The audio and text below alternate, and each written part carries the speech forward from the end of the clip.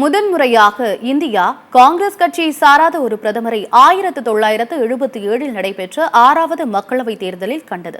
அதை பற்றி சுருக்கமாக தற்போது காணலாம்.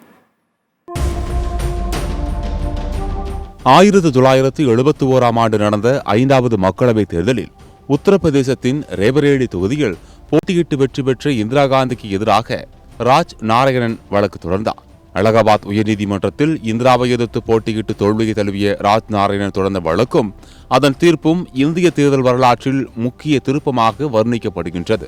அலகாபாத் உயர்நீதிமன்றத்தில் வழக்கை விசாரித்த நீதிபதி ஜக்மோகன்லால் சின்ஹா 1975ஆம் ஆண்டு ஜூன் மாதம் 12ஆம் தேதி ரேபரேலி தொகுதியில் இந்திரா காந்தி பெற்ற வெற்றியை ரத்து செய்து உத்தரவிட்டார். இந்த தீர்ப்பு ஒட்டுமொத்த நாட்டையும் உலுக்கியது. தீர்ப்பை தொடர்ந்து பிரதமர் பதவியை ராஜினாமா செய்ய மறுத்த இந்திரா காந்திக்கு எதிராக பல்வேறு மாநில தலைவர்கள் போராட்டத்தில் குதித்தனர். இதைத் தொடர்ந்து நெருக்கடி நிலையை குடியரசுத் தலைவர் பக்ருதீன் அலி முகமது மூலம் ஜூன் 25, 1975ஆம் அன்று அமல்படுத்தினார் இந்திரா காந்தி. இந்தியா முழுவதிலும் இருந்த முக்கிய அரசியல் தலைவர்கள் பலர் கைது செய்யப்பட்டனர்.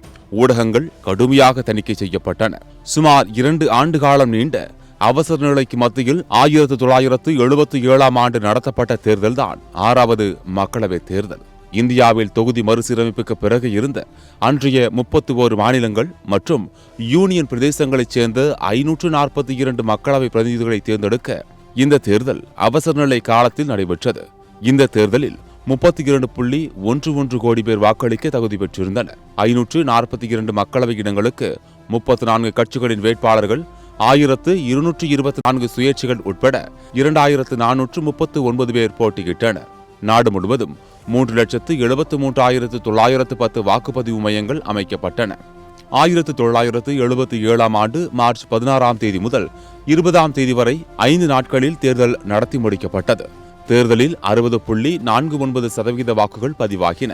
இது 5வது மக்களவைத் தேர்தலை விட 5.22% அதிகம். இந்த தேர்தலில் 426 தொகுதிகளில் இருந்து பொது பிரதிநிதிகளும், 78 தொகுதிகளில் இருந்து பட்டியலின சமூக பிரதிநிதிகளும், 38 தொகுதிகளில் இருந்து பழங்குடியின சமூக பிரதிநிதிகளும் மக்களவைக்கு தேர்ந்தெடுக்கப்பட்டனர்.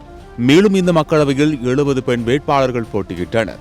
எதிர்க்கட்சிகளின் கூட்டணியான ஜனதா கட்சி 298 இடங்களில் வென்றது. காங்கிரஸ் 154 இடங்களிலும், மார்க்சிஸ்ட் கம்யூனிஸ்ட் கட்சி 22 இடங்களிலும், அதிமுக 18 இடங்களிலும், சிரோமணி அகாலிதளம் சுயேட்சைகள் தலா 9 இடங்களிலும் வென்றன. இந்த தேர்தல் ரூபாய் 23.04 கோடி செலவில் நடத்தி முடிக்கப்பட்டது. பிரதி வாக்காளருக்கான செலவு இந்த தேர்தலில் 70 பைசாவாக அதிகரித்திருந்தது.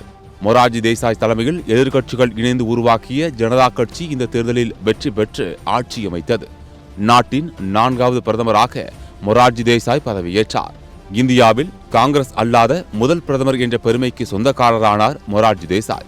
நெருக்கடி நிலை அமல்படுத்தப்பட்டதால் 6வது மக்களவைத் தேர்தலில் இந்திரா காந்தி தலைமையிலான காங்கிரஸ் கட்சி படுதோல்வியை சந்தித்தது.